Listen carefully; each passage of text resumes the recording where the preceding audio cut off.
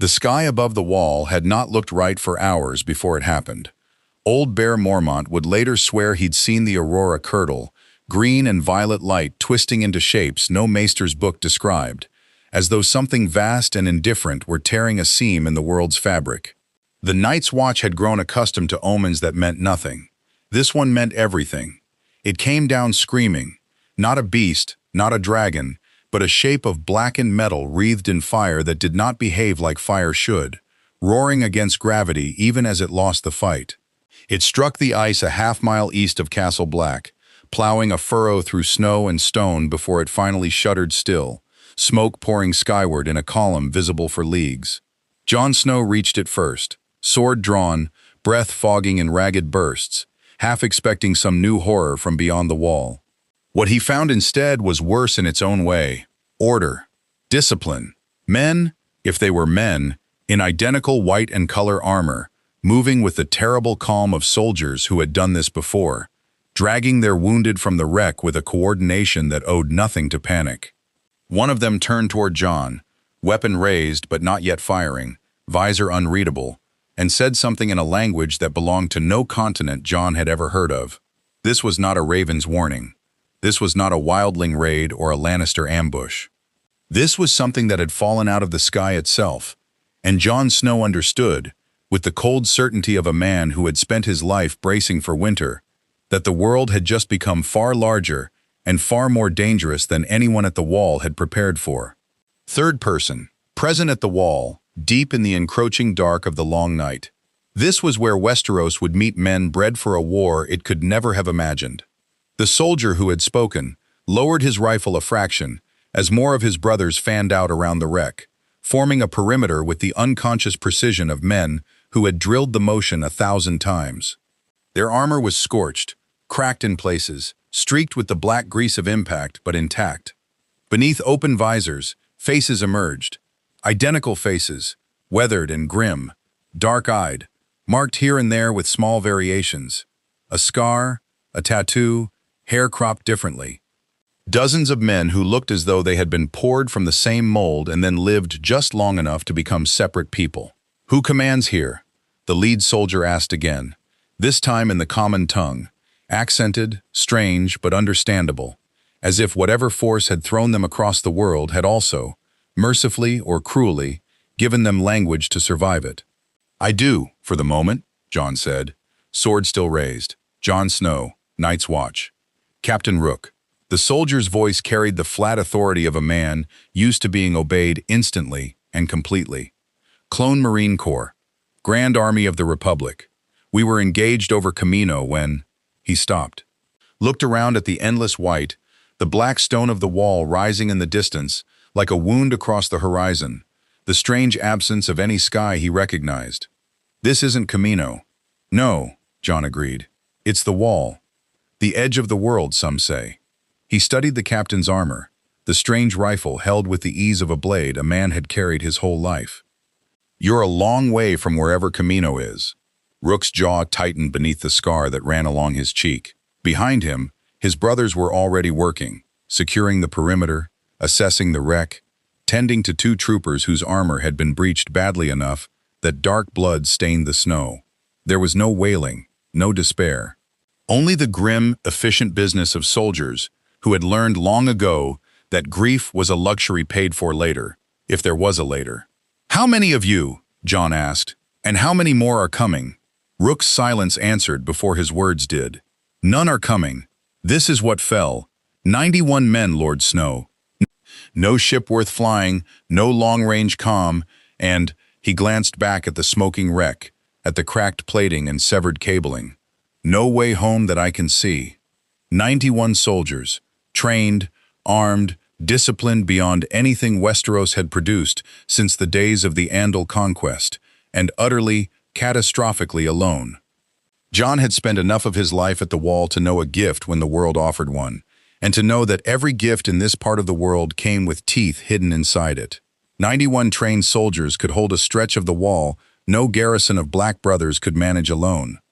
91 trained soldiers, in the wrong hands, Cersei's hands, Littlefinger's hands, worse, could reshape the War of the Five Kings into something bloodier than anyone alive had yet imagined.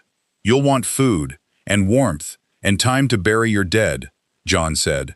"Castle Black can offer all three, for now.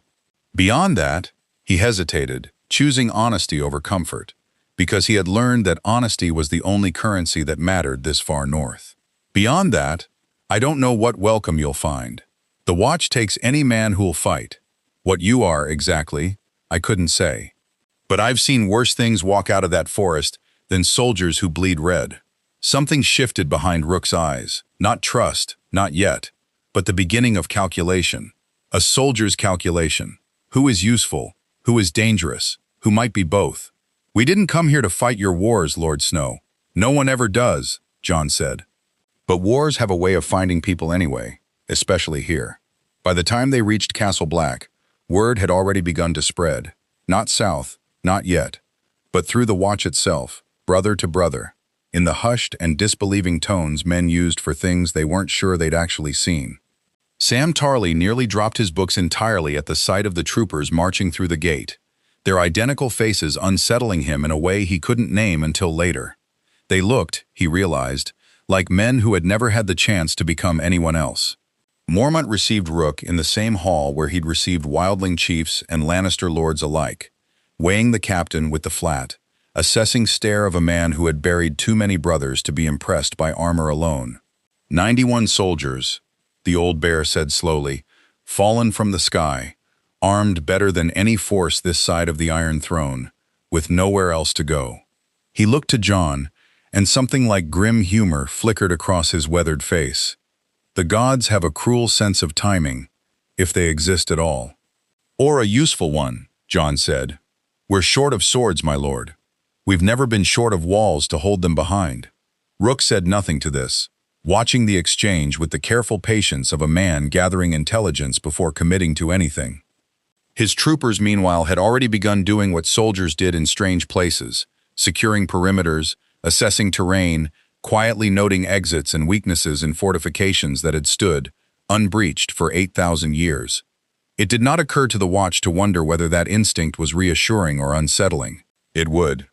What none of them yet understood, not Jon, not Mormont, not Rook himself, was that somewhere beyond the wall, in the endless dark where the Night King's gaze swept slow and patient over his growing dominion, something had felt the tear in the world the moment it opened.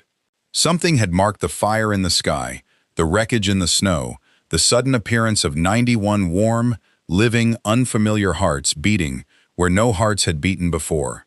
The long night did not care what language a soldier spoke, or what star he'd been born beneath. It only cared that he could die, and that death, in this world, rarely stayed dead for long. If you want to see more characters enter different universes, hit that subscribe button and drop the name of a character and the universe you'd want to see them in down in the comments below. All men must die, but legends endure. Mormont gave the clones 3 days before he'd demand answers he could act on. 3 days to bury their dead, tend their wounded, and prove, or disprove, whether Castle Black had welcomed soldiers or invited its own destruction through the gate. The dead were buried in the old way, beneath cairns raised against the frozen ground with picks and stubborn effort, since the earth here yielded to nothing gently. Rook oversaw it himself, reciting names, CT designations mostly, though a few had earned nicknames somewhere along their service that their brothers used instead. Fixer, Scope, 36. Jon stood at a respectful distance and watched something he recognized.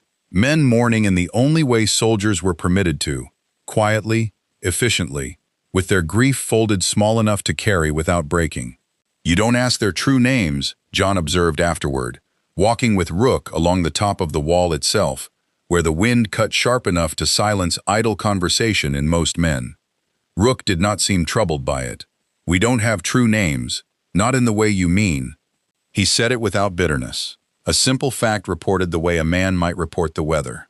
"We were grown, Lord Snow, bred for the Republic, trained from the moment we could walk. 91 of us fell here. 91 identical faces, and yet no two of us are the same man. You'll understand that eventually, or you won't. Doesn't matter much either way. John thought of the Black brothers behind him, thieves, poachers, bastards, and murderers, men who had chosen the wall or had it chosen for them, each carrying a name and a history that marked them as singular and often unwanted. He thought of how strange it must be to belong so completely to something larger than yourself that your name became irrelevant to it. The Watch demanded men give up their old lives. The Republic, it seemed, had never let these men have one to give up. "And if the Republic called you home tomorrow?" John asked. "Would you go?" Rook's answer came without hesitation, the reflexive certainty of a man who had never once questioned the shape of his own loyalty. "Yes." Then, after a pause that suggested the question had lodged somewhere it hadn't been before, "But there's no home to call us back to." "Not from here, so the question doesn't matter."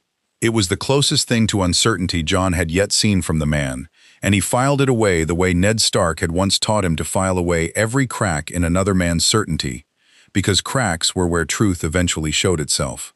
Below in the yard, the Watch's less diplomatic members had already begun forming their own conclusions.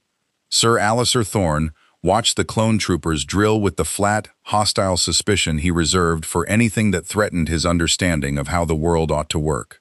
91 soldiers who answered to no lord, no king, no god that any Septons ever heard preached, he said to Mormont, loud enough that half the yard could hear it. "You'd arm strangers who could turn on us the moment it profits them." "They haven't asked for weapons, Sir Alistair," Mormont replied, not looking up from the letter he was drafting, one of a dozen he intended to send south, quietly, carefully, because information like this could not be contained forever, and he preferred the Watch control its release, rather than let rumor do the work badly. "They arrived with their own, which is precisely my point. It was, John had to admit, watching from the wall walk above, a fair one. The troopers' discipline was not comfort, it was warning. Men who could hold formation this precisely, who could strip and reassemble their strange rifles blindfolded, who moved through drills with the terrible economy of violence perfected over years of actual war, were not men easily controlled by anyone who hadn't earned their loyalty first. And loyalty, John was beginning to understand, was the one thing these soldiers had never been permitted to choose for themselves, which meant it might, eventually, be chosen. By circumstance, by necessity, or by whoever offered the most convincing imitation of the command structure they'd lost. That evening, Rook requested a private audience with Mormont, and John was invited to remain, whether as witness, translator of wall customs, or simple insurance against misunderstanding, he couldn't say. The captain stood at something like attention before the old bear's chair, and delivered his terms with the flat clarity of a soldier who had learned that ambiguity cost lives. "My men will fight," Rook said. "It's what we're for, and idleness doesn't suit us. But we fight as a unit, under my command, and no others. We don't kneel to lords we haven't chosen, and we don't take orders from men who haven't earned the right to give them." He paused. "In exchange, we ask food, shelter, and honesty about what threat actually waits beyond that wall. My men deserve to know what they're dying for, if it comes to that." Mormont considered this for a long moment, the fire in the hearth throwing shifting light across a face that had weighed 1,000 such bargains, and buried the men on the losing side of most of them. "You'd fight the dead," he said finally. It was not quite a question. Something changed in Rook's expression, the first flicker of genuine unease John had witnessed from any of the clones. "The dead, whites," John said. "Men who die beyond the wall don't always stay dead. The White Walkers raise them, cold, blue-eyed, tireless. Steel barely slows them. Fire stops them. Dragonglass kills the walkers themselves, and precious little else does." He watched this information land, watched Rook's soldier's mind begin turning it over, testing it against everything he knew about war, and finding no precedent that fit. "It isn't a metaphor, Captain. It isn't a story we tell to frighten new recruits. It's the reason this wall has stood 8,000 years, and the reason it might not stand much longer." For a long moment, Rook said nothing at all. Then, "Show me." They took him to the ice cells the following morning, the frozen specimen the Watch had kept sealed away since before John's arrival, a grim curiosity few outside the officers even knew existed. Rook studied it through the ice with the clinical detachment of a man cataloging a threat, though John noted the slight stiffening of his shoulders, the barely perceptible tightening of his jaw. Soldiers groaned for a war against droids and separatist armies, against enemies that made tactical sense, were now being asked to comprehend an enemy that violated the most basic rule any soldier relied on, that the dead, once dead, stayed that way.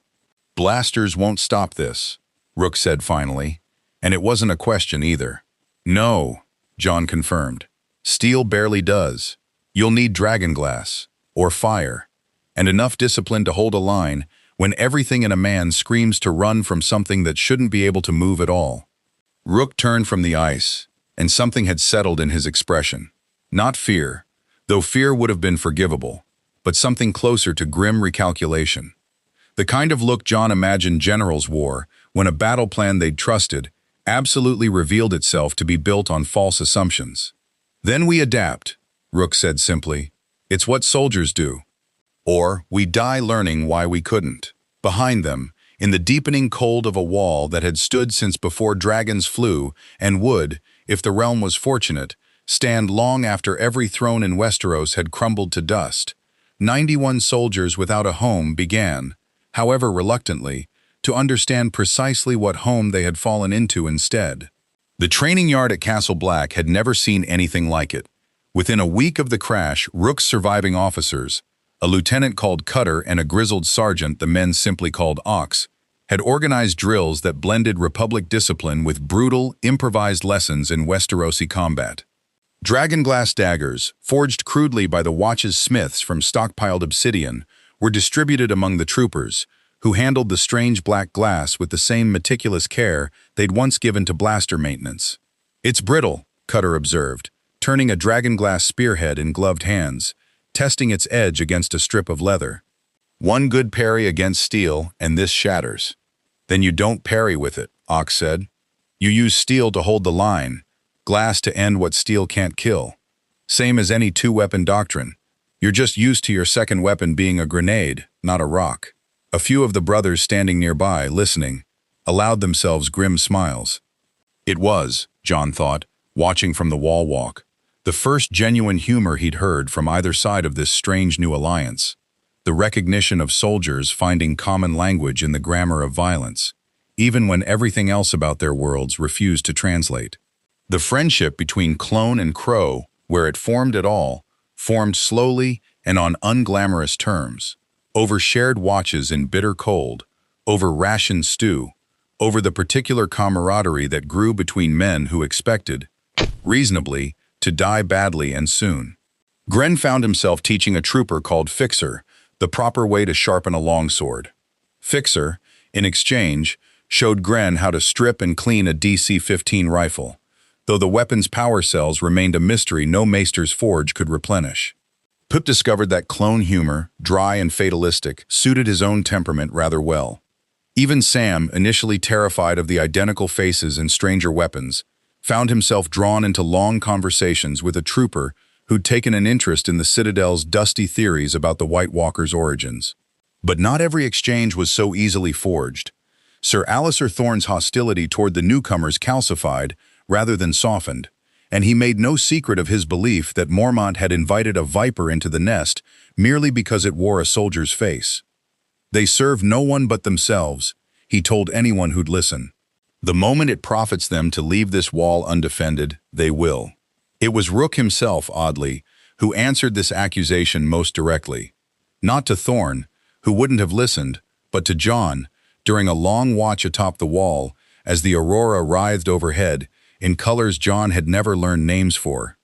"Your man isn't wrong to be cautious," Rook admitted, staring north into the dark where, somewhere, an enemy older than written history was gathering itself for a final march.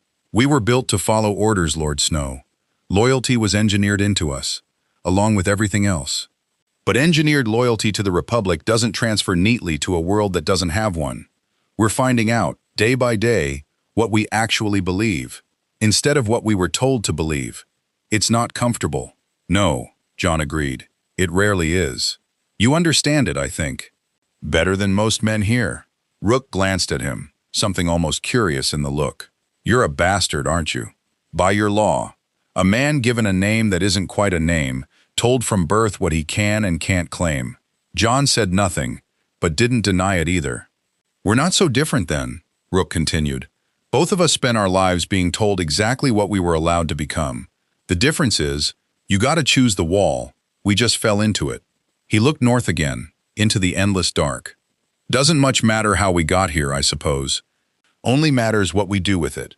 That conversation might have remained a private one, a quiet moment of understanding between two men shaped by circumstances neither had chosen, had word of the crash not already begun its slow, inevitable crawl south. Ravens carried Mormont's careful, deliberately vague reports to the Citadel and to King's Landing alike. Soldiers of unknown origin, fallen from the sky near the wall, offering their swords to the Night's Watch. He knew, even as he sealed each letter, that vagueness would only delay curiosity, not prevent it. It reached Winterfell first, as such things often did, carried by a rider half frozen from the journey. Robb Stark read the report twice, brow furrowed, before passing it to his mother. "Soldiers from the sky," he said, testing the words as if they might rearrange themselves into something more sensible on a second pass. 90-odd of them, armed, disciplined, and loyal to no house. Or loyal to whichever house makes the best offer, Catelyn said, ever practical, ever wary of gifts that arrived without a cost attached. "You should write to Lord Commander Mormont. Ask what he intends to do with them." Robb's answer, when it came, was measured. An offer, not a demand. Aware that soldiers who'd already declined easy subordination to the Watch itself were unlikely to bend the knee to a southern lord they'd never met. But the letter went out regardless, because the alternative, allowing Cersei Lannister or some other schemer first claim on such a resource, was unthinkable. King's Landing, predictably, moved faster and with considerably less restraint. It was Varys who brought the news to the small council first, framing it with his usual careful neutrality, watching each face for reaction as he spoke. Tyrion's eyebrows rose with genuine interest, the kind of interest he reserved for problems too strange to be boring. Cersei's expression, by contrast, sharpened into something closer to hunger. "Soldiers with no allegiance," she said slowly, "and weapons no smith in Westeros has ever forged. That sounds less like a curiosity, Lord Varys, and more like an opportunity. An opportunity for whom, Your Grace?" Tyrion asked, though he suspected he already knew the answer, and suspected too that his sister's ambitions would, as always, outpace her patience for the details. For the crown, obviously. Cersei's tone made clear she considered the question beneath answering seriously. 90 soldiers loyal to no house could become 90 soldiers loyal to the Iron Throne, properly incentivized, properly commanded. "Right to the wall, Lord Varys. Offer gold, land, whatever the Lord Commander's men require, but I want an accounting of what these soldiers can actually do before some northern fool claims them for himself." Tywin Lannister, silent until now, offered only a single observation, delivered with the flat certainty of a man who had spent his life calculating exactly how power moved and who inevitably claimed it.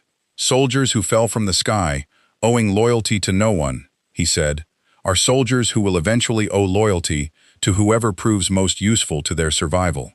The question isn't whether they can be claimed, Cersei. It's who reaches them first, and what they're willing to pay."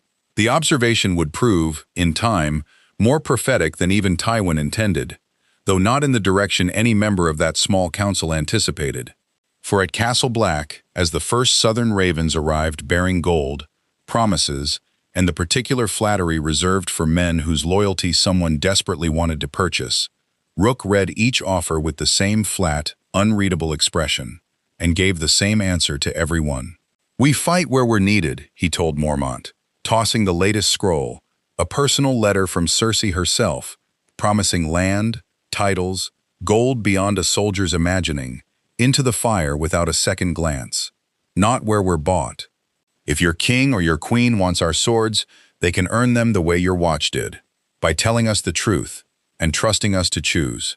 It was a principle that would be tested, again and again, in the brutal months to come, by gold, by threats, by the particular Westerosi genius for turning even the most incorruptible man into a piece on someone else's board.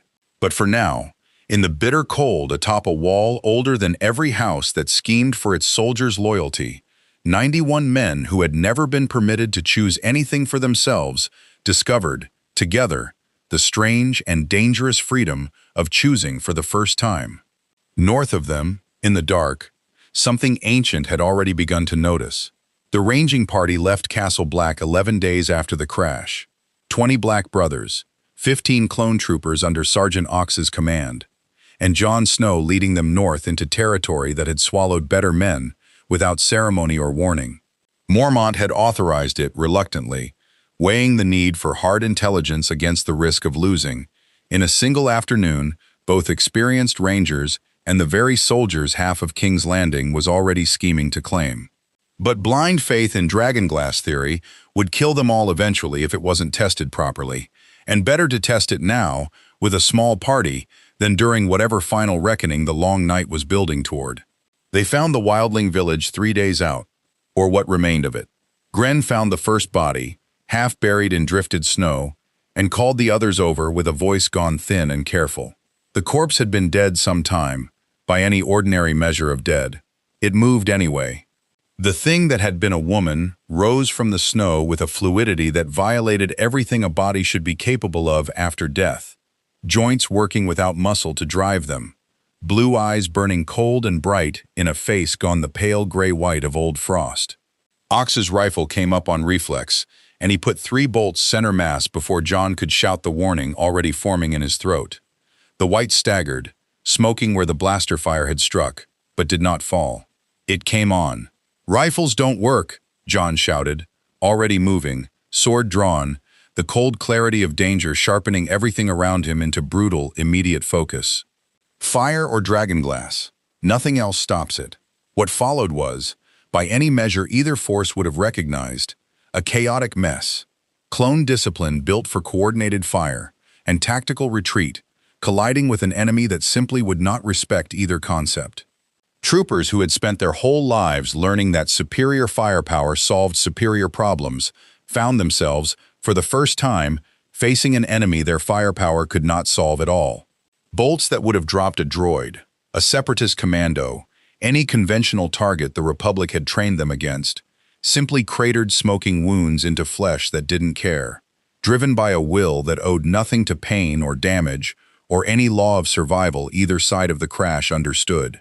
It was Fixer who adapted first, perhaps because he'd spent the most hours since the crash listening to Black brothers describe exactly this horror, or perhaps simply because soldiers who survive learn to abandon failing tactics faster than pride allows most men to.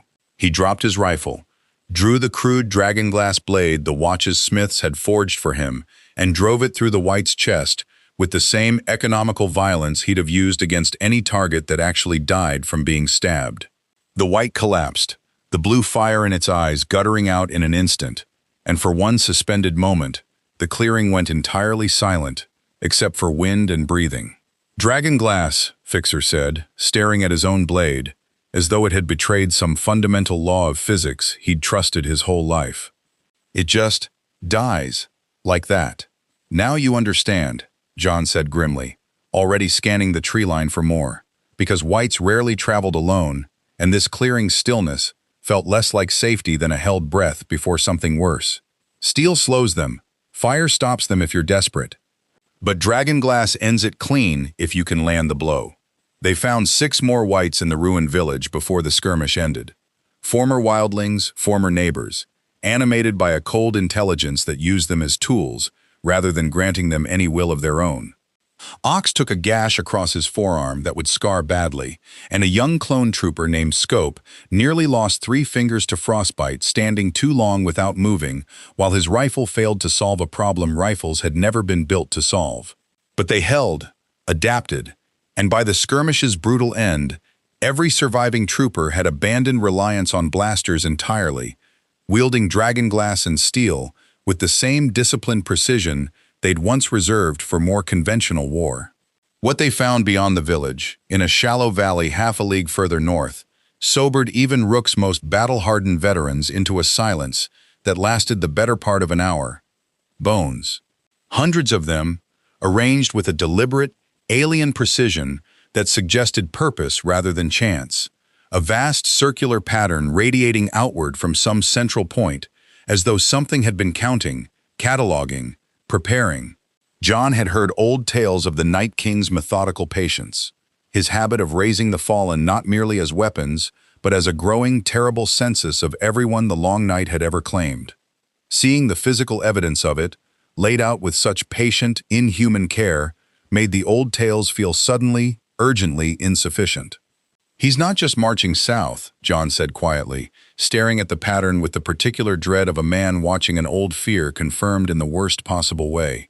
"He's building, counting. This isn't a war he's fighting on instinct. It's one he's planning." Rook, who had followed the ranging party north against Mormont's mild objection, insisting his men needed direct intelligence rather than second-hand reports, studied the bone pattern with the same clinical focus he'd once given tactical maps of separatist positions. "Command structures leave patterns," he said slowly. "Even when the commander isn't anything you'd recognize as a person. This is a staging area. Whatever's coordinating this enemy has a plan, and plans have weaknesses, if you know where to look."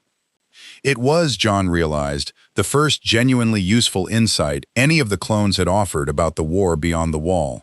Not simply the willingness to fight, which they'd already proven readily enough, but the particular, trained eye of men who had spent years learning to read enemy movements for exploitable patterns. The Republic had bred them for exactly this kind of war. Vast, coordinated, commanded by an intelligence that valued strategy over chaos.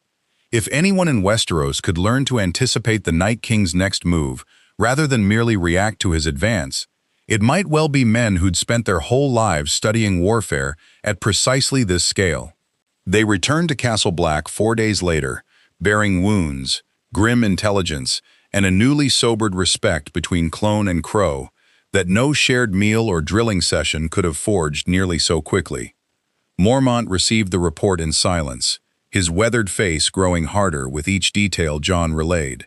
The whites, the bone pattern, the terrible evidence of patient enemy planning. "You believe he's preparing something specific," Mormont said finally, "not simply an advance." "I believe," John said, "that we've been thinking of this as a wall to hold, when it might be better understood as a war to win, and I don't think we know nearly enough yet about how to fight it." Rook, standing near the hearth with the particular stillness of a man turning a problem over in his mind long after the conversation around him had moved on, spoke without looking up from the fire. "Then we study him," he said, "the way we'd study any enemy command. Every army has a logic, even a monstrous one. Find the logic, and you find the weakness." It was, in its way, a dangerous kind of hope, the soldier's faith that every problem, however alien, eventually yielded to sufficiently rigorous analysis. Whether the Night King's ancient, patient malevolence would prove susceptible to Republic tactical doctrine remained, in that firelit hall, entirely unproven. But for the first time since 91 strangers had fallen screaming from an impossible sky, Castle Black found itself with something it had lacked for far too long against the coming dark. A plan. Fragile, untested, and desperately needed, but a plan nonetheless. South, in King's Landing and Winterfell alike, the schemers continued circling, unaware that the soldiers they coveted had already begun turning their formidable attention toward a war neither house nor throne yet understood was coming for all of them, regardless of who claimed victory in the game being played beneath it. The offers from the South did not stop after Cersei's first letter burned in Castle Black's hearth. If anything, they multiplied, arriving now with a persistence that suggested King's Landing had stopped viewing the clones as a curiosity and started viewing them as a resource, actively slipping away with every week of silence. A second letter came from the Queen, colder in tone, hinting, not quite threatening, but close enough that the distinction hardly mattered, that the Crown's patience with the Night's Watch's stewardship of such valuable soldiers was not infinite. A third came from Littlefinger, who wrote to no one in particular and everyone at once, offering vague promises of gold, position, and mutual understanding, phrased with just enough ambiguity to mean whatever the reader most wanted it to mean. Rook burned each one, but John noticed he read them first, carefully, the way a man studies an enemy's tactics rather than dismissing them outright. They're not wrong to want us, Rook admitted one evening, the two of them sharing a watch atop the wall, while the wind screamed low and constant around them. But 90 trained soldiers, adaptable, disciplined, any commander worth the title would want that under his banner. Doesn't mean I intend to give it to them. Even if refusing costs the watch something, Jon asked. Cersei doesn't forget being denied. Then she'll have to get in line, Rook said, with the flat, dry humor Jon had come to recognize as the closest thing the captain allowed himself to genuine amusement. Because from where I stand, Lord Snow, everyone south of this wall wants something from men who fell out of the sky, owing nothing to any of them. We didn't survive a crash in a war we don't fully understand, just to become someone's hired blades in a different war we understand even less. It was a fair position, and Jon respected it. But fairness, he was learning to his growing frustration, rarely determined outcomes in the game being played south of the wall. Word came within the fortnight that Tywin Lannister himself had dispatched a rider north, not with an offer this time, but with an escort of Lannister soldiers and a mandate, thinly veiled as diplomatic courtesy, to assess these strange soldiers' capabilities firsthand. And, if the opportunity presented itself, to determine what it might cost to acquire them by means other than persuasion. The rider, a hard-eyed knight named Sir Amory Lorch, arrived at Castle Black with the particular arrogance of a man accustomed to lesser folk deferring to Lannister gold and Lannister menace in equal measure. He requested, demanded, more precisely, though wrapped in courtly phrasing thin enough to see through, a demonstration of the clone's combat capability, for the Crown's proper understanding of what asset the realm might be squandering by leaving it unclaimed in this frozen wilderness. Mormont, wary of provoking open Lannister hostility, but equally unwilling to be bullied into compliance on his own ground, deferred the decision to Rook himself, a courtesy that surprised the captain, who had grown accustomed, across a lifetime of Republic service, to decisions being made for him rather than by him. A demonstration, Rook repeated, weighing the word with visible suspicion. For what purpose, Sir Knight? So your Lord Tywin can calculate precisely what price to offer, or precisely what force might be required to take what gold won't buy. Lorch's smile was thin and entirely without warmth. Lord Tywin simply wishes to understand the realm's resources, Captain. Surely soldiers of your evident discipline have nothing to fear from being properly appreciated. It was Fixer, watching from the yard's edge with the particular stillness of a man calculating angles, who murmured to Jon afterward what half the garrison was already thinking. He's not here to appreciate us. He's here to find our weakness. He nodded toward the visiting Lannister soldiers, whose eyes tracked every clone's movement with professional, unsubtle interest. Every army does reconnaissance before it decides whether to buy an enemy or break one. The demonstration, when Rook reluctantly agreed to a limited one, training exercises only, no live intelligence about dragonglass tactics or white encounters, information he guarded now, with the same careful discipline the Republic had once reserved for troop movements, proved both impressive and, Jon suspected, exactly the kind of double-edged gift Rook had feared it might become. The clones moved through coordinated drills with a precision that visibly unsettled even Lorch's hardened escort. Synchronized advances, disciplined formations, the terrible economy of violence that came from soldiers trained since childhood for exactly this purpose. It was, undeniably, a demonstration of value.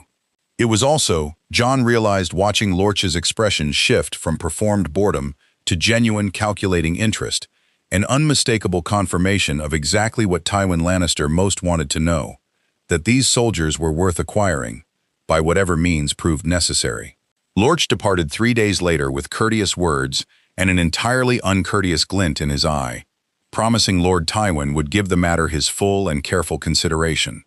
A phrase that, in the language of Westerosi politics, promised nothing good for anyone who stood between Casterly Rock and something it had decided to want. That evening, Rook found Jon on the wall alone, the aurora writhing silent and cold overhead, and for the first time since the crash, allowed something like genuine uncertainty to color his voice. In the Republic, an enemy declared himself. Wore a different uniform, fought under a different banner, and you knew where you stood. He exhaled, breath fogging thick in the frozen air. This, courtesy hiding threat, gold hiding coercion, allies who might become enemies the moment it profits them. This is a war I don't know how to fight, Lord Snow. My training didn't prepare me for enemies who smile while calculating your price. Welcome to Westeros, Jon said, without much humor, because there was little humor to offer, where the sword that kills you is rarely the one you see coming. Rook was silent for a long moment, staring north into the dark where a different, more honest kind of enemy waited. One that, whatever horror it represented, at least declared its intentions plainly. Then perhaps, he said finally, the honest war is the one we should focus on winning first. Politics can be survived. I'm less certain the long night can be, if we're not ready when it comes.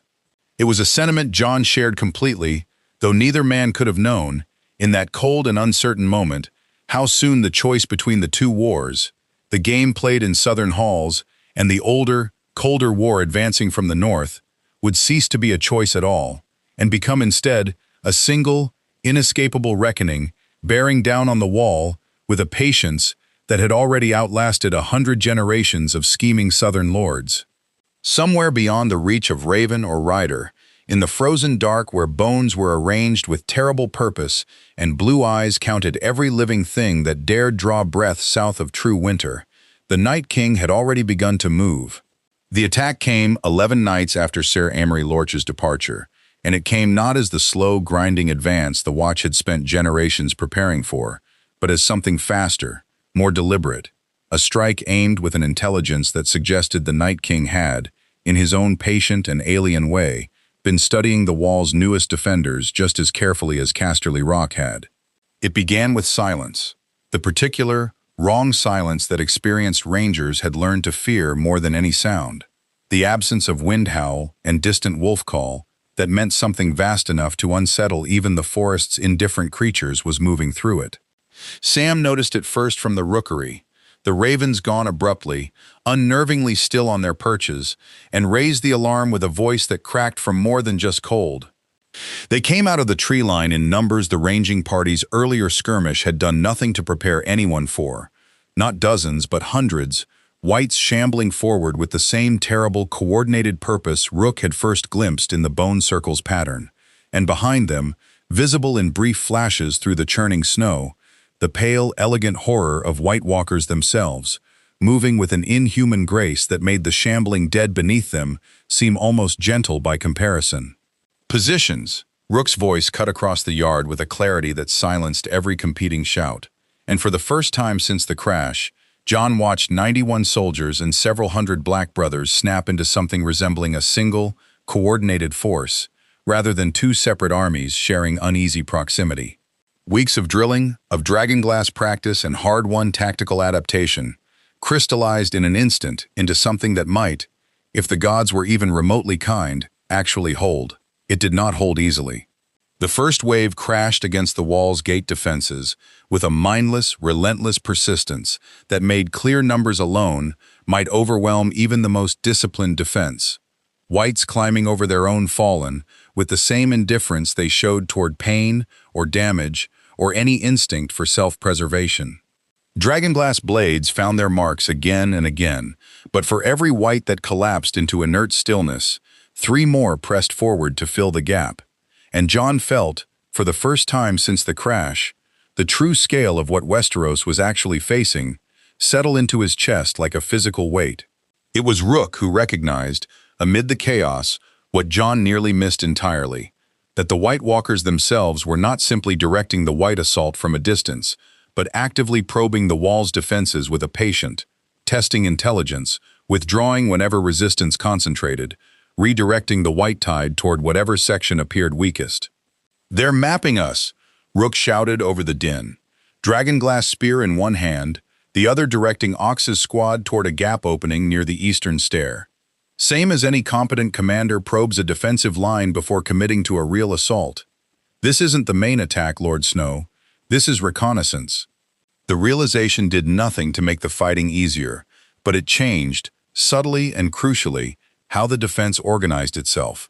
Rook adapting Republic tactical doctrine in real time, directing Clone and Black Brother alike, not merely to hold ground, but to deny the walkers clear intelligence about where the wall's true weaknesses lay, rotating defenders unpredictably, concentrating strength where probing pressure seemed lightest rather than heaviest, denying the ancient enemy the clean pattern it seemed to be searching for. It worked, in the narrow, brutal sense that the wall held through the night's worst hours, but it worked at a cost that settled heavily over Castle Black, once the white tide finally withdrew, before dawn's gray light, the White Walkers melting back into the tree line with the same patient, unhurried grace with which they'd arrived. 6 Black brothers dead, 4 clone troopers among them, including Scope, whose frostbitten fingers had never fully recovered from the earlier ranging party and had, in the end, cost him the fraction of a second that made the difference between a White's grasping hand finding empty air or finding flesh. Rook stood over the trooper's body in the gray dawn light, and for the first time since the crash, John saw something crack in the captain's composed, disciplined bearing. Not tears. Clones seemed to grieve differently, more contained, more inward, but something in the set of his shoulders that spoke of a weight settling that would not easily lift.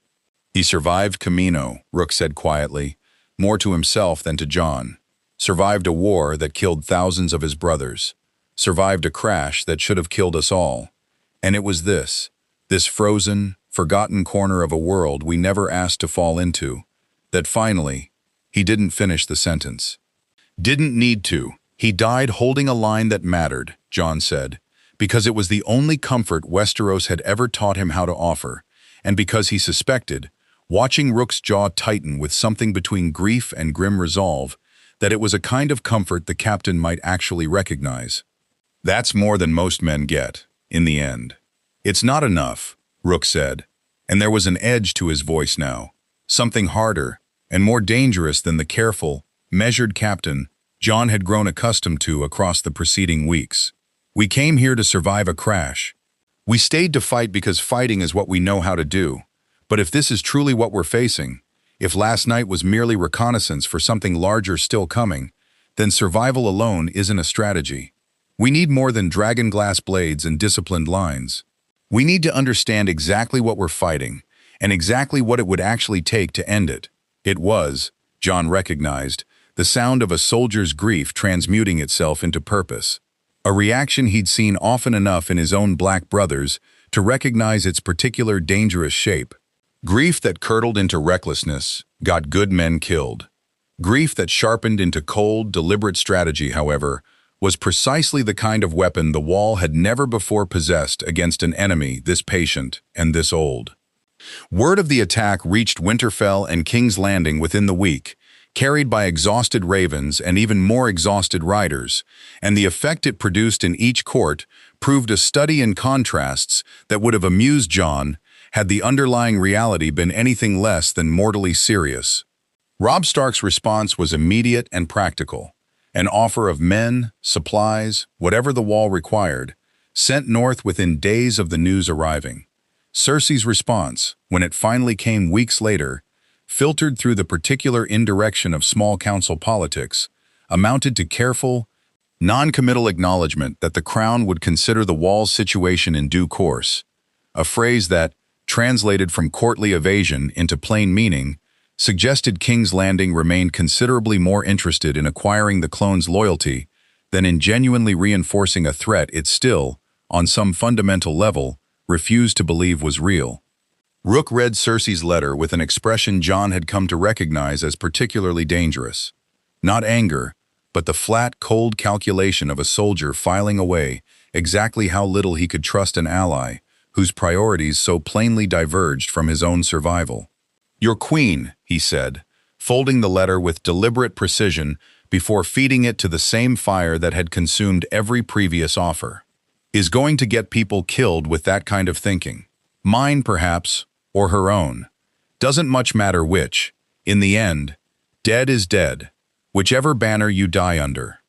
Outside, in the pale and fragile dawn light, the Black brothers and the clone troopers who remained worked together in a silence that had, sometime during the previous night's brutal hours, stopped feeling like an uneasy alliance between strangers and started feeling, however tentatively, like something closer to brotherhood forged in the oldest and most reliable furnace Westeros possessed.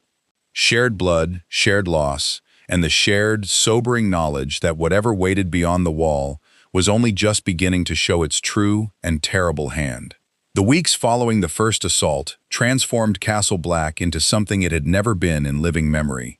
A genuine war footing, prepared not merely to endure a siege, but to actively study and dismantle the enemy pressing against it.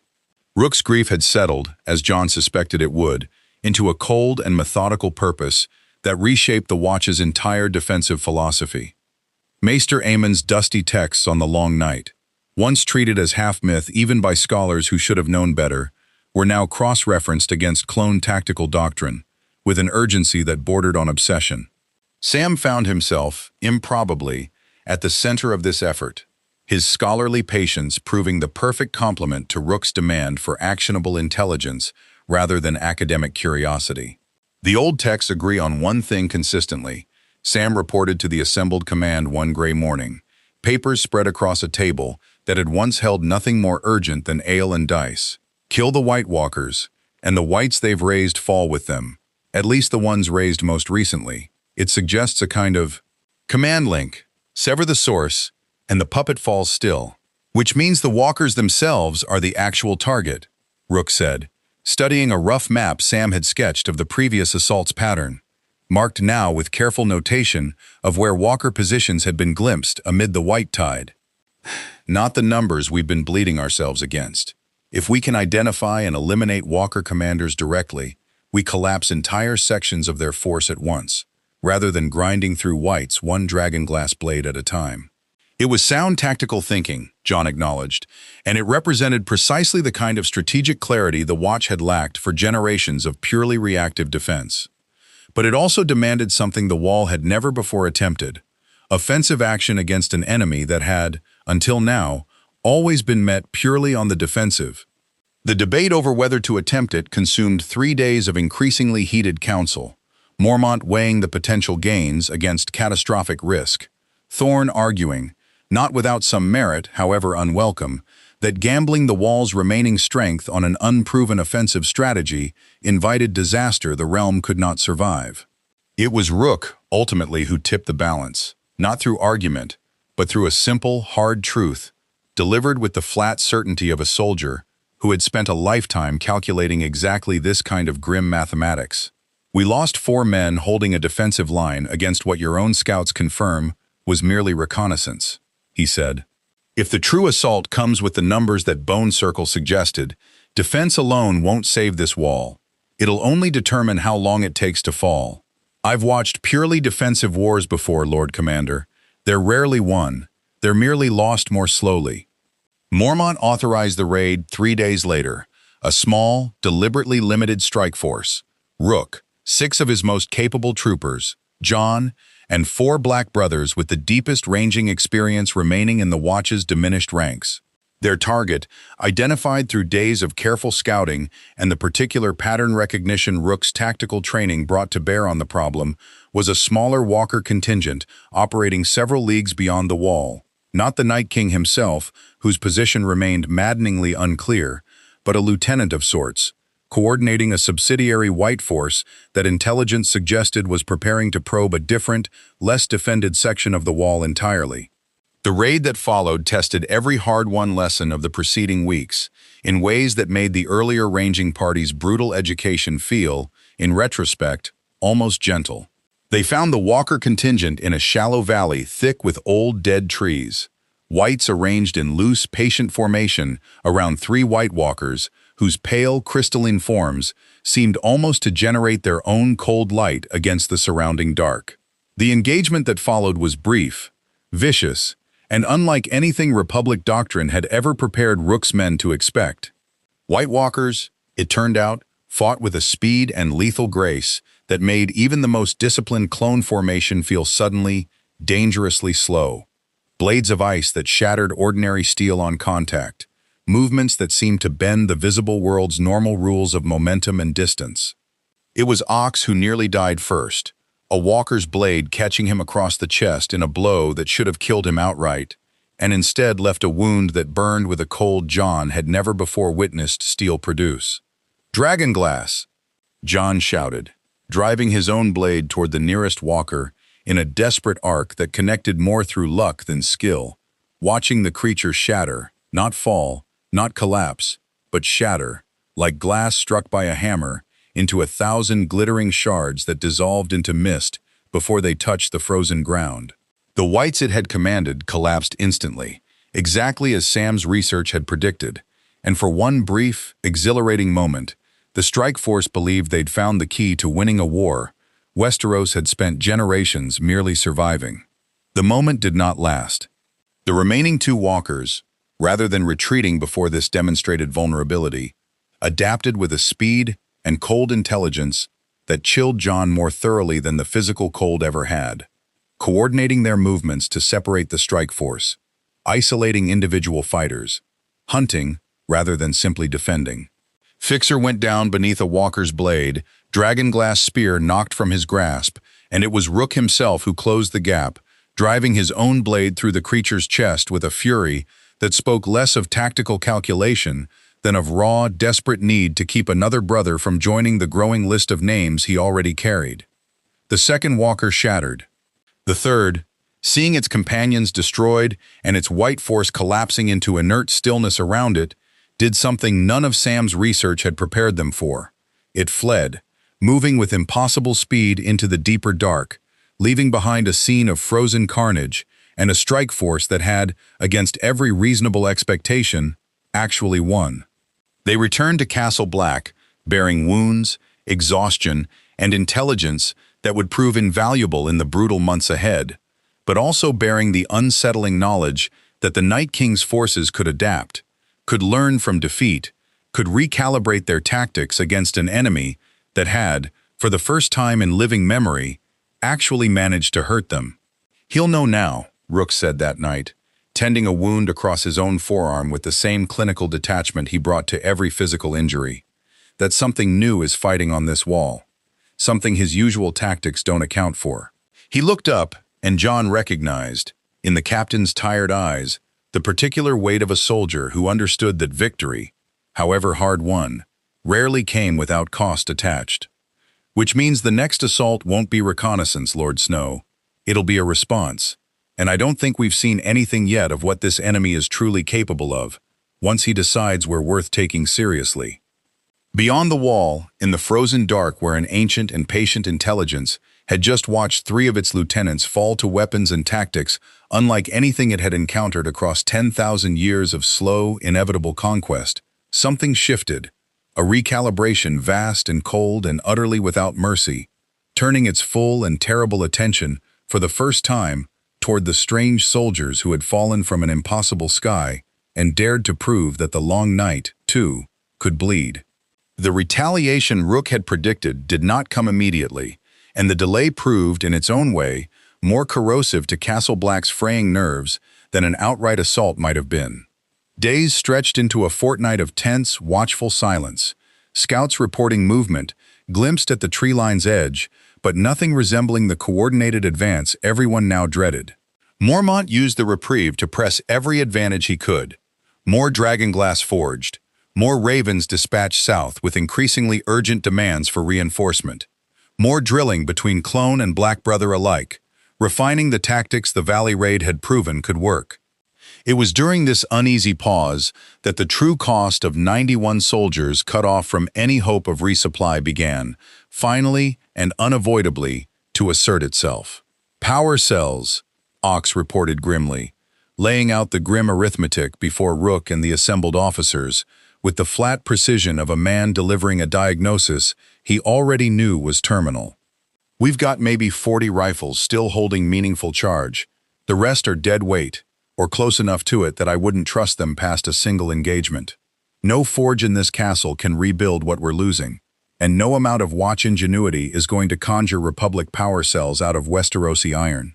The revelation landed hard, not merely as tactical setback, but as confirmation of something every trooper had understood, on some level, since the crash. That their advantages, however formidable, were finite in a way the enemy's patient, ancient hunger simply wasn't. Dragonglass could be forged indefinitely, so long as obsidian veins held out. Blaster power cells could not. Then we adapt further, Rook said, though John caught the particular tightness in his voice that suggested the captain understood, better than most in that room, exactly how much this loss would cost them when the true assault finally came. Prioritize dragonglass and steel training for every trooper. Reserve remaining charge for close support fire only, concentrated where it can break formation rather than spread thin across a whole line. It was sound doctrine, and it bought them time. But time, John was learning to understand through weeks of watching Rook wrestle with problems Republic training had never quite prepared him for, was rarely the resource Westeros allowed anyone to spend generously. The true assault came 19 days after the Valley Raid, and it came exactly as Rook had feared it might. Not reconnaissance, not probing, but a coordinated, overwhelming advance that dwarfed the first attack in both scale and grim, deliberate purpose. Whites numbering in the low thousands pressed against the wall's defenses across 3 separate points simultaneously, forcing Mormont's diminished garrison to fragment its strength precisely when concentration mattered most, while behind them, visible now in numbers that made the earlier 3 walkers look like a mere scouting party, a force of White Walkers advanced with the cold, coordinated purpose of an enemy that had studied its previous defeat and adjusted accordingly. It was during the assault's most desperate hour, the eastern stair overrun, Black brothers and clone troopers alike falling back toward the wall's base in a retreat that threatened, moment by moment, to collapse into rout, that Rook faced the choice that would haunt every survivor of that night for the rest of their lives. A section of the wall's ice stairway, ancient and weakened by generations of thaw and refreeze, had begun to fracture under the weight of the retreating defenders and the white tide pressing close behind them. Ox, coordinating the rearguard action that alone was preventing the retreat from becoming a massacre, found himself trapped on the collapsing section, with a dozen whites closing from below and the stairway's remaining integrity measured now in seconds rather than minutes. There was, in that frozen, desperate instant, exactly one option that could save the dozen defenders still fighting to clear the stairway below Ox's position. Detonate the last of the strike force's dwindling thermal charges. Republic ordnance salvaged from the crashed gunship's wreckage, powerful enough to collapse the fracturing ice entirely and seal the white tide beneath tons of falling stone and frozen debris. It would also, unavoidably, kill Ox, whose position on the stairway placed him directly within the blast's lethal radius, with no time remaining to order any retreat that might save him. Rook gave the order in less than a heartbeat, his voice carrying across the chaos, with a clarity that would remain, for those who heard it, the single most haunting sound of that entire brutal night. Detonate now. The explosion that followed collapsed 40 feet of ancient ice stairway in a single thunderous instant, burying several hundred whites beneath rubble that would take the Night King's forces considerable time and effort to clear, and buying the retreating defenders below the precious minutes they needed to reach defensible ground. It also killed Ox instantly, along with the 6 whites that had nearly overrun his position, in a blast that John, watching from a defensible position 40 yards distant, understood immediately for exactly what it represented. A commander ordering one soldier's certain death to purchase a dozen others' survival. Republic protocol, John would learn later, from Fixer's quiet, grief-heavy account, delivered days after the battle's end, forbade exactly this kind of order. Doctrine built across generations of war explicitly prohibited commanders from sacrificing a trooper's life without exhausting every alternative first. A safeguard meant to preserve the value the Republic placed, at least nominally, on each clone's individual life, rather than treating them as purely expendable resources. Rook had broken that protocol without hesitation, in the space of a single heartbeat, because Westeros had taught him, brutally, unmistakably, across weeks of grinding, costly lessons, that some wars demanded exactly the kind of terrible mathematics the Republic had trained him his whole life to avoid. He did not speak of it that night, or the following day, moving through the assault's chaotic aftermath, with the same disciplined, functional composure he brought to every crisis. It was only on the 3rd night after the battle, standing alone atop the wall in the same spot where he and John had first spoken honestly of loyalty and choice, that the weight of it finally showed itself. "I killed him," Rook said, without preamble, when John joined him in the cold and settled dark. "Gave the order myself. Didn't hesitate. didn't consult anyone, didn't exhaust a single alternative the way I was trained to. He stared north, into the dark where the enemy that had forced this choice upon him continued its patient, terrible advance. The Republic would have court-martialed me for that order, would have called it murder, dressed up as tactics. Would they have been wrong? John asked quietly, because he understood, better than most, the particular weight of orders that cost good men their lives in service of some larger, colder necessity. Rook was silent for a long moment. No, he admitted finally. I don't think they would have been wrong, but I also don't think Ox would have wanted me to hesitate, if hesitating meant losing 12 more lives to save the one order I refused to give. He exhaled slowly, breath fogging thick in the frozen air. That's the thing about this place, Lord Snow. Every choice here costs something. I used to believe good tactics meant finding the option that cost nothing. Westeros has taught me there's no such option. There's only choosing which cost you're willing to carry. It was, John understood, the sound of a soldier's moral universe rearranging itself around a truth every honorable man who'd ever worn a black cloak eventually learned to carry. That survival, in this world, demanded choices no code of honor could make painless, only bearable, and that the difference between a good commander and a broken one lay not in avoiding such choices, but in carrying their weight without letting it break what remained. Beyond the wall, the enemy that had forced this reckoning continued its patient, implacable advance, entirely indifferent to the moral cost extracted from every soldier, living or dead, who dared stand against it. The Night King came in person 8 days after Ox's sacrifice bought the wall its brief, brutal reprieve, and his arrival announced itself not through the chaos of another white assault, but through a silence so absolute and so wrong that every soul at Castle Black felt it settle over them like a physical weight before the first horn sounded. John had seen him only once before, in a vision granted through means he still didn't fully understand, but nothing had prepared him for the reality of that pale, crowned figure standing at the tree line's edge, as dawn broke gray and lifeless over an army that stretched, now, farther than any watchman's eye could measure.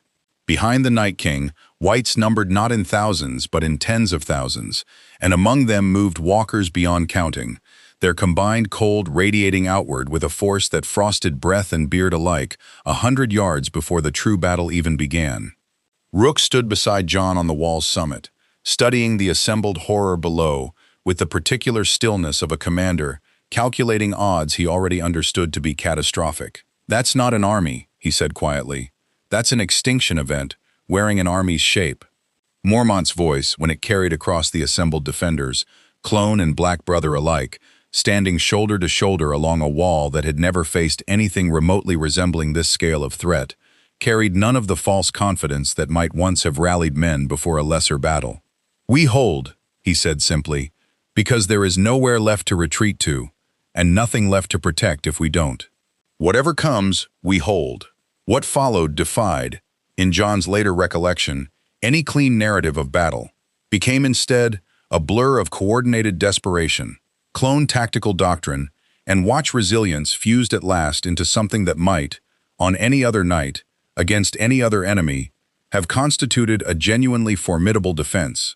Rook's forces anchored the wall's most vulnerable sections, dragonglass and diminishing blaster charges, combined with brutal efficiency, while Black brothers filled gaps with the particular stubborn courage of men who had spent their whole lives training for precisely this impossible night. It was not enough. Could not, by any honest measure, have ever been enough. Not against an enemy whose numbers dwarfed the defenders 100-fold, whose patient, ancient malevolence had spent millennia preparing for exactly this reckoning. Section by section, the wall's defenses buckled under the sheer, grinding weight of the assault, and John watched, with the particular clarity that comes only in moments of genuine desperation, as the battle's arithmetic shifted inexorably toward a defeat that no courage, however genuine, could forestall much longer. It was Rook who recognized, amid the chaos, the single desperate possibility that might yet change that arithmetic, not through overwhelming force, which the defenders simply didn't possess, but through the same tactical insight that had guided the Valley Raid's earlier, costly success. That the Night King himself represented the ultimate command node, the single point of failure whose destruction might, if Sam's research held true at this scale, as it had at the smaller one, collapse the entire vast host arrayed against them. "The king," Rook shouted to Jon across the battle's deafening chaos, driving his blade through a wight's chest with mechanical, exhausted precision. "If the theory holds at scale, if he falls, does everything he's raised fall with him?" "I don't know," Jon admitted, because honesty felt like the only currency he had left to offer in that desperate moment. "No one's ever tested it against him directly." "Then we test it now," Rook said, "because we're not winning this any other way." What followed was reckless in a way that violated every principle of tactical caution Rook had spent his entire engineered existence internalizing. A direct strike toward the Night King's position, cutting through the battle's chaos with a small, desperate group. Rook himself, Jon, Fixer, and 3 remaining troopers whose names Jon would carry, alongside Ox's, for the rest of whatever life remained to him. They fought through White and Walker alike, dragonglass blades and the last precious charges of failing rifles carving a bloody, desperate path toward a confrontation that felt, with every step, less like tactics and more like the particular madness of men who understood they had nothing left to lose. The Night King met them without haste, without visible concern, his pale, ancient face registering something that might, in a being so thoroughly removed from mortal concern, have constituted curiosity.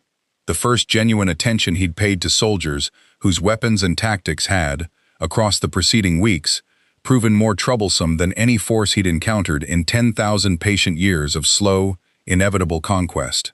Fixer died first, a blade of pure ice finding the gap in his armor that weeks of frozen combat had worn thin, and Jon watched the trooper fall without any chance to save him, watched Rook's face harden into something beyond grief, beyond even the particular controlled fury he'd carried since Ox's death, something that looked, in that terrible moment, like a soldier abandoning every remaining instinct for self-preservation in service of a single desperate purpose. It was Jon's blade, ultimately, that found the killing strike, not through skill superior to the Night King's ancient, terrible grace, but through the brutal, coordinated desperation of Rook's final, sacrificial gambit. The captain throwing himself directly into the Night King's guard, absorbing a blow that shattered his armor and very nearly his body, creating the single heartbeat of opening that Jon's dragonglass sword needed to find its mark. The Night King shattered, not merely fell, but disintegrated entirely into 1,000 glittering shards of ancient ice, exactly as the lesser walkers had in the valley weeks before, except magnified now to a scale that seemed to shake the very ground beneath them. The effect on his army was immediate, absolute, and utterly beyond anything Sam's careful research had predicted. Every White across that vast, terrible host collapsed in the same instant, thousands upon thousands of animated dead, falling still and silent across a battlefield that had, moments before, seemed to promise nothing but inevitable defeat. The remaining White Walkers, their commander destroyed, and whatever cold intelligence had bound their ancient host together, suddenly and catastrophically severed, scattered into the deep dark beyond the wall. Their patient, 10,000-year campaign ended in the space of a single, desperate, impossible strike. Jon knelt beside Rook, amid the sudden, overwhelming silence of a battle won, the captain's breathing ragged and shallow, armor shattered across a chest that had absorbed a blow meant to kill a king. "Did it work?" Rook managed, voice barely audible above the wind's low, exhausted moan. "It worked," Jon said, and found, to his own surprise, that his voice shook with something that felt, after so many weeks of grinding loss, dangerously close to hope. "It's over, Captain. You did it. We did it." Rook's laugh came thin and pained, but genuine.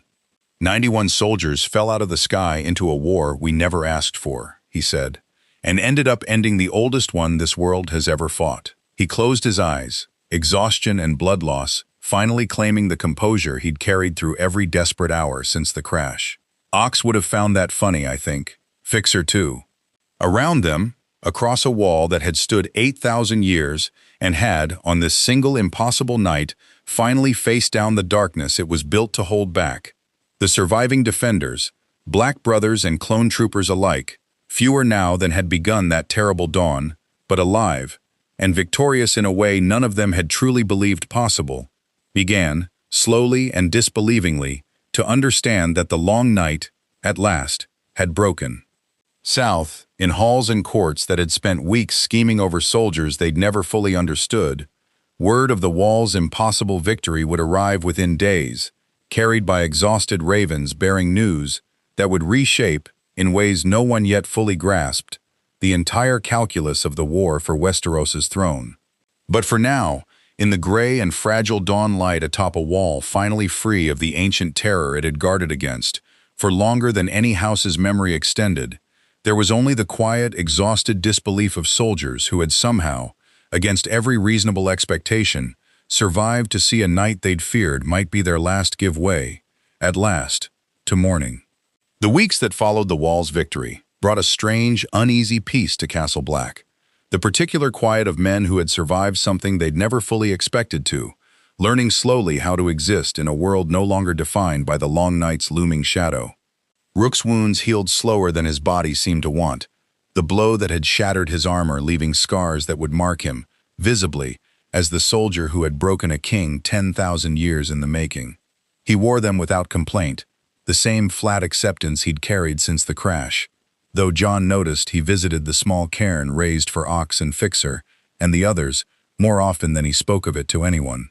Word of the victory reached King's Landing and Winterfell within days, exactly as Rook had grimly predicted, and the response confirmed everything the captain had come to understand about the world he'd fallen into. Robb Stark's letter arrived first, genuine in its relief and gratitude. Cersei's arrived shortly after, considerably warmer in tone than any previous correspondence, now framing the clones not as a curiosity to be acquired, but as heroes the crown wished to properly honor. An offer of titles, land, position at court, phrased with the particular flattery reserved for assets, whose value had just been dramatically, publicly proven. Rook read it in the same yard where he'd burned every previous offer, and for a long moment, Jon watched him actually consider it. The weight of 91 men who had nowhere else in this world to belong, and a queen now offering exactly the kind of home and purpose the Republic's collapse into some impossible other galaxy had denied them. He burned it anyway. "We chose this wall once, when we had nowhere else to fall," Rook told Mormont that evening. "Doesn't mean we're for sale now that we've proven our worth. Whatever comes next, we choose it, same as before." What came next remained, deliberately, unresolved. Jon watching Rook stare south toward a continent still consumed by its endless Game of Thrones, and north toward a darkness broken but perhaps not, in any true sense, gone forever. Sam's research had already turned toward older, more troubling questions. What, precisely, had created the Night King in the first place, and whether something like him might yet rise again. The clones had found no home to return to, and no war left entirely their own to fight. But atop a wall they'd fallen into by impossible chance, and chosen, in the end, to defend by impossible will, 91 soldiers without a republic had become something Westeros would remember for as long as it told stories at all. Proof that even strangers from beyond every known sky could choose, freely, what they were willing to die for, and that some choices outlasted the wars that demanded them. All men must die, but legends endure, more stories await,